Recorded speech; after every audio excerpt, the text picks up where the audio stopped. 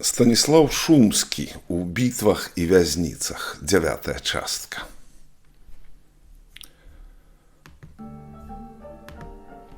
Працягваецца адступленне арміі Напалеона на захад. Тут у Шумскага здарыўся кароткі адпачынак, але вайна для яго яшчэ не закончылася.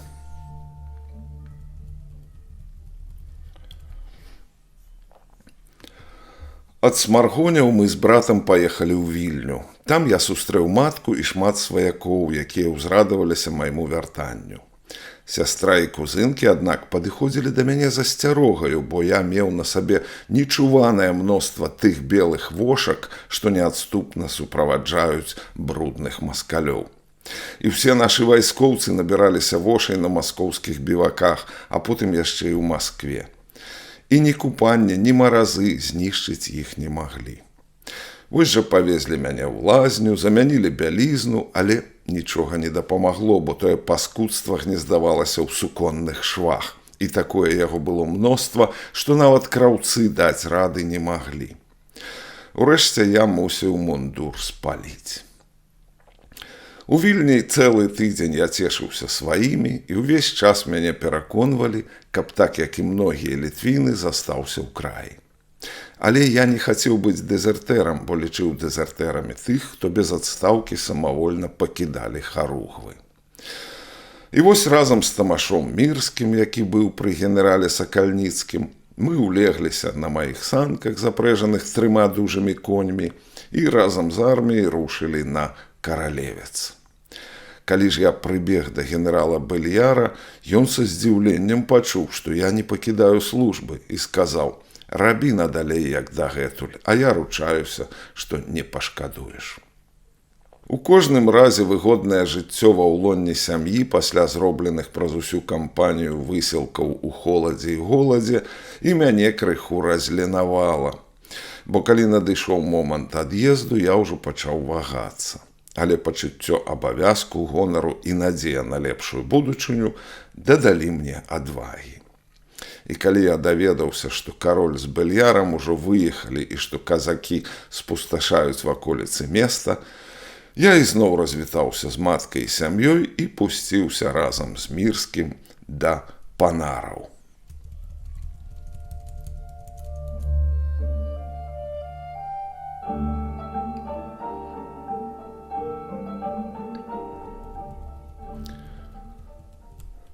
Панарская гара на выездзе з Вільні ў бок Коўна або Трокаў і сёння ўражвае сваёй крутасцю. Гэта такі доўгі-доўгі ўздым або спуск. Можна сабе ўявіць гэты ўздым у часы, калі цяглавай сілай былі толькі коні. Але што да гісторыі Шумскага, як кажуць, адна бяда не ходзіць.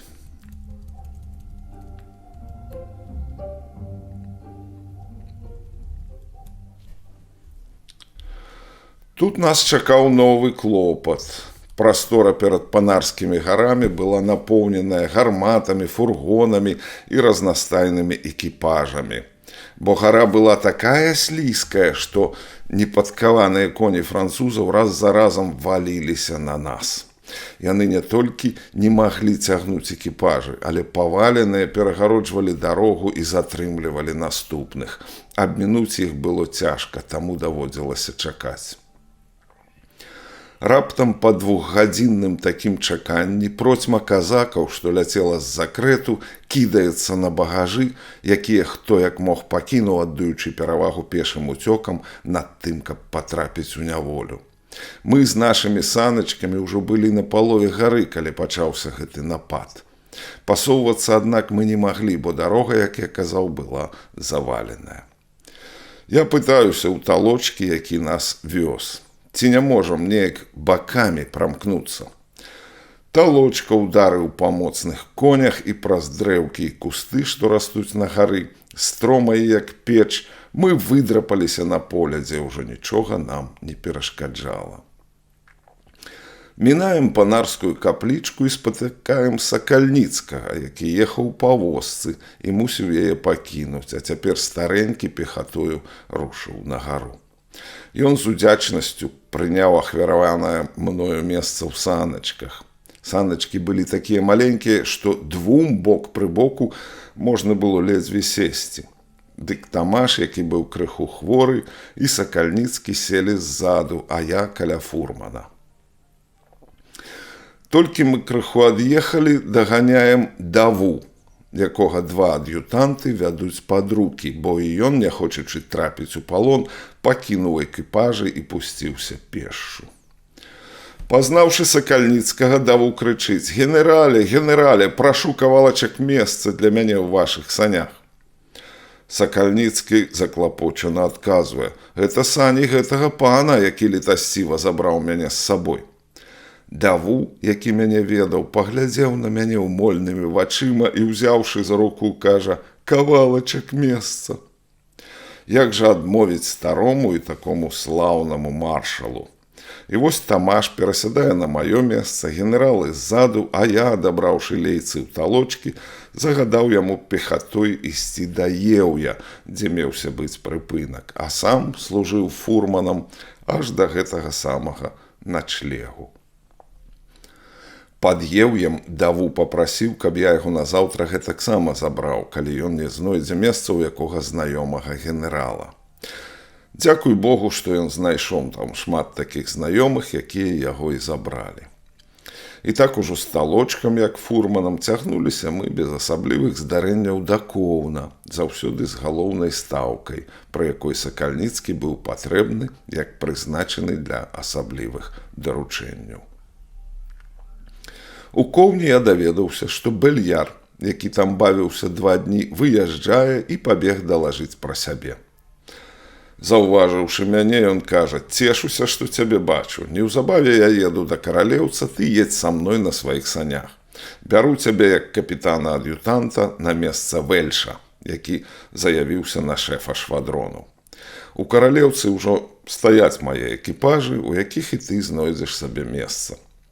Я атрымаў некалькі месяцаў адпачынку, таму паедзем на поўдзень Францыі, дзе я хачу правесці зіму, каб крыху падправіць здароўе, а ўвесну, калі вайна яшчэ не будзе скончаная, вяртаюся на фронт.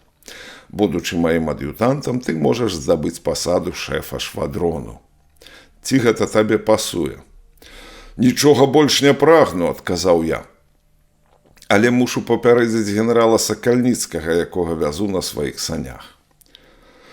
Я пабег да генерала з той прапановай, што усміхалася мне, але Сакальніцкі засмучаны кажа: «А са мной што будзе? От ведаеш што, Шумскі, Бэльяр едзе сёння, а мы заўтра досыць спешным маршам выступім і, напэўна, Бэльяра знойдзем у каралеўцы. Там я неяк інакш дам сабе рады, або выкуплю ў цябе коней і санкі, калі ты паедзеш з Бэльярам». Я ізноў пабег да Бэльяра, які мне сказаў: «Ты маеш час, я буду ў каралеўцы 8 дзён. Там цябе пачакаю». Так я тады дзеля сяброўства застаўся з Сакальніцкім, марачы пра цудоўную будучыню. Аднак боскія загады пастанавілі па-іншаму. Бо замест выхаду з Коўна назаўтра мы забавіліся там на дзень даўжэй.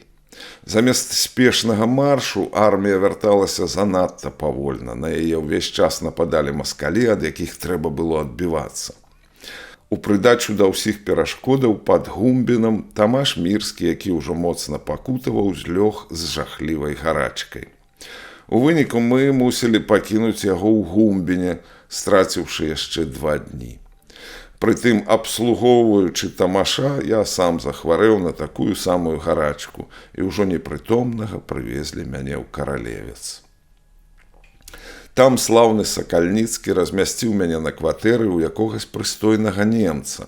Ведаючы, што я маю на сабе шабету са 100 дукатамі, Сакальніцкі зняў яе з мяне і аддаў гаспадару разам з лістом да мяне, у якім мне пра гэта напісаў.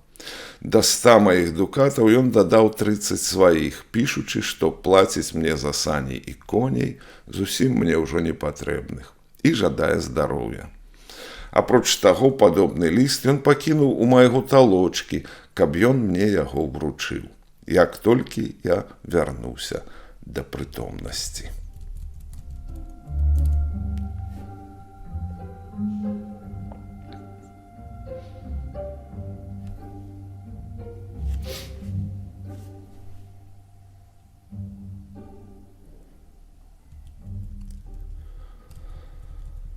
Так, 14 дзён, як мне пазней сказалі, я праляжаў у ліхаманцы, нічога не ведаючы пра свой уласны лёс. І вяртанне да прытомнасці было жахлівае, асабліва калі я заўважыў, што ў маім пакоі недалёка ад мяне ляжыць маскоўскі афіцэр.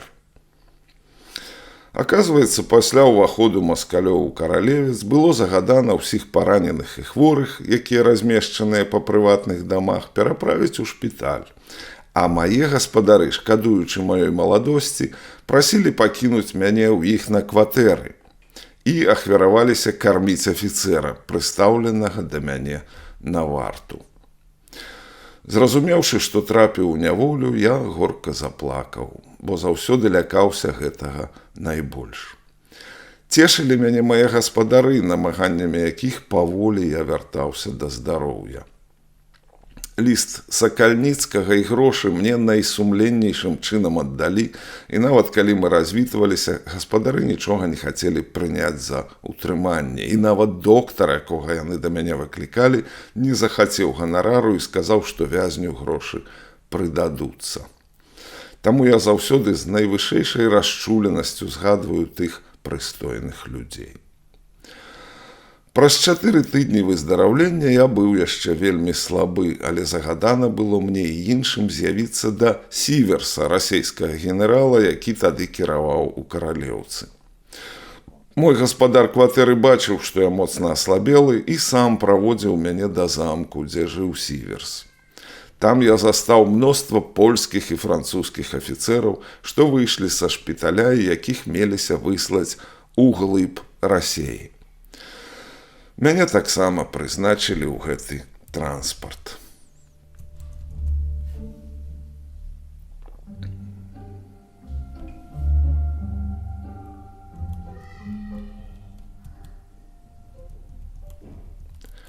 У глыб Расеі. Надзвычай распаўсюджанае ў той час пакаранне як для саміх расейцаў, так і для замежнікаў. Каб зразумець яго унікальнасць, дастаткова ўявіць сабе высылку ў глыб Францыі, напрыклад, ці Нямецчыны, нават Амерыкі. І прызнаць, што ўявіць такое немагчыма. Гэтая глыб, як чорная дзіра, грамадная тэрыторыя, вызваленая ад жыхароў і ніяк не асвоеная дагэтуль. Метафара нашай незалежнасці таксама ў тым, што выслаць у глыб Беларусі немагчыма.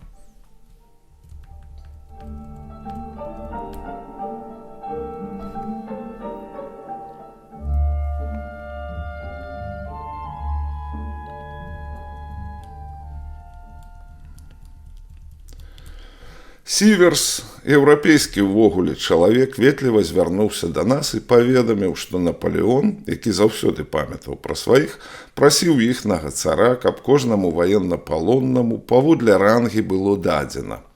Па 8 дукатаў паручнікам, па 10 капітанам, па 15 палкоўнікам, а для генералаў колькі яны самі скажуць. Пасля гэтага Сіверс заклікаў кожнага па чарзе прыняць тое, што яму належыць, і распісацца ў кнізе, якая мае быць перасланая Напалеону. Перш чым прыйшла мая чарга, мой гаспадар, здабыўшы дзесьці друк амністыі Аляксандра для літвінаў, падаў яго мне. Падыходжу я да Сіверса і паведамляю, што як літвін хацеў бы мець удзел у той амністыі. Але якое ж было маё здзіўленне, калі гэты еўрапейскі чалавек, што як кожны маскаль патыхаў дзёгцем, са злосцю спытаў: «Ты літвін? А хто табе дазволіў змагацца супраць Расеі?» На гэтае глупства я, сцепануўшы плячыма, таксама са злосцю сказаў: «Я не знаходжу адказу на падобнае пытанне», і, адвярнуўшыся ад яго, сеў на канапу, што стаяла пры сцяне недалёка. Сіверс, відаць, заўважыў, што сказаў глупства, і, гледзячы на мяне моцна аслабелага, захацеў выправіць сваю недарэчнасць і паслаў да мяне свайго ад'ютанта з пытаннем, ці не хацеў бы я застацца ў каралеўцы да другога транспарту, які пойдзе праз месяц, бо генерал бачыць яшчэ слабое ваше здароўе, якое можа не дазволіць вам вытрымаць такую дарогу. Я падзякаваў яму за гэта, ахвотна прыняў прапанову і яшчэ 4 тыдні адпачываў у каралеўцы. Адсюль я выправіў з лістамі да маткі талочку, якога, як палонны, не мог пры сабе мець. Па сканчэнні тэрміну я зноў з'явіўся да Сіверса, які мяне надзвычай ветліва распытваў пра здароўе. Ён раздаў прызначаныя нам Напалеонам грошы і пры нас загадаў афіцэру, які меўся суправаджаць нашу партыю, каб з намі добра абыходзіліся ў дарозе і не адбіралі грошай, якія нам даюць. Апроч таго, маўляў, са шчодрай ласкі цара Аляксандра кожны з нас будзе атрымліваць ад афіцэра ў якасці дзённай пенсіі 25 асігнацыйных капеек. Я меў дастаткова сваіх грошай, таму тыя капейкі за ўвесь час наперад адступіў афіцэру, чым знайшоў сабе прыяцеля, бо маскаль без хабару жыць не можа. Мы рушылі з каралеўца на доўгіх 4-конных прускіх брыках, у кожнай па 4 афіцэры. А паколькі нас было толькі 4 палякаў, мы папрасілі, каб нас не разлучалі. Рэшта, 30 афіцэраў французскіх і італійскіх, таксама трымаліся разам. Было таксама ў той партыі 1200 простых жаўнераў. Расійскі афіцэр, якому мы спадабаліся, трымаўся каля нас, бо, маючы досыць грошай, мы добра жылі ў дарозе і яго кармілі. Так мы ехалі праз Гумбен на Інстербург і Шырвінты, дзе пачыналася мяжа Варшаўскага княства.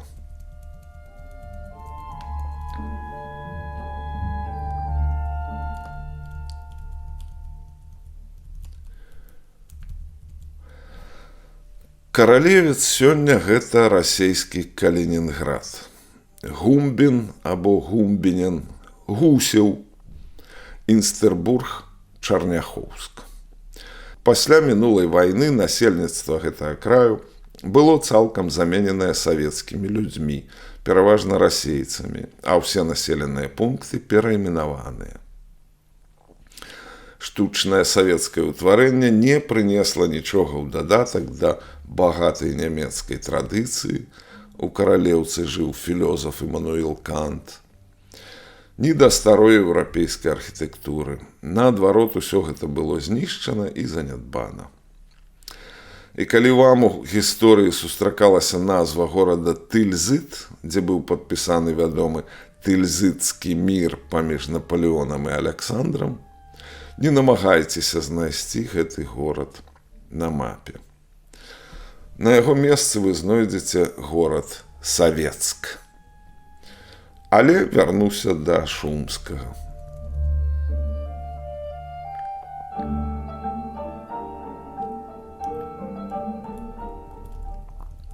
Замест 4-коннай брыкі мы на нас 4 ледзьве змаглі дастаць па адной таратайцы з убогай клячай.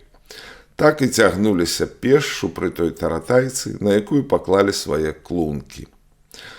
Са мною былі мае калегі, капітан пехацінцаў Гіш, дужы і спрытны хлопец, Сяцінскі, капітан 8-го палка грэнадзёраў князя Міхала Радзівіла, таксама моцны воін, і Камянецкі, капітан штабу князя Юзафа, фігура малазначная і вялікі шуляр.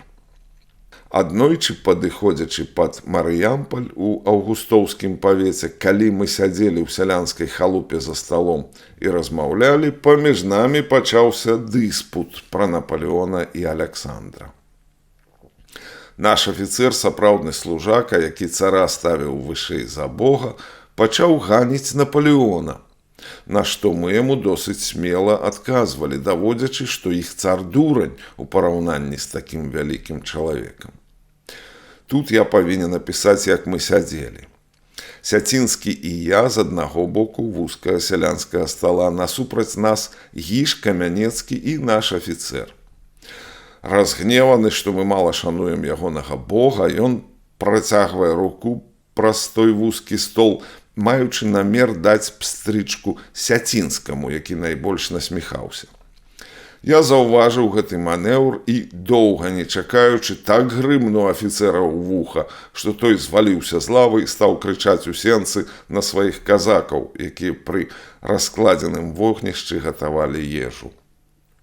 Трое казакаў ускочылі ў хату, а афіцэр, які яшчэ ляжаў на зямлі, крыкнуў: «Вязаць іх!»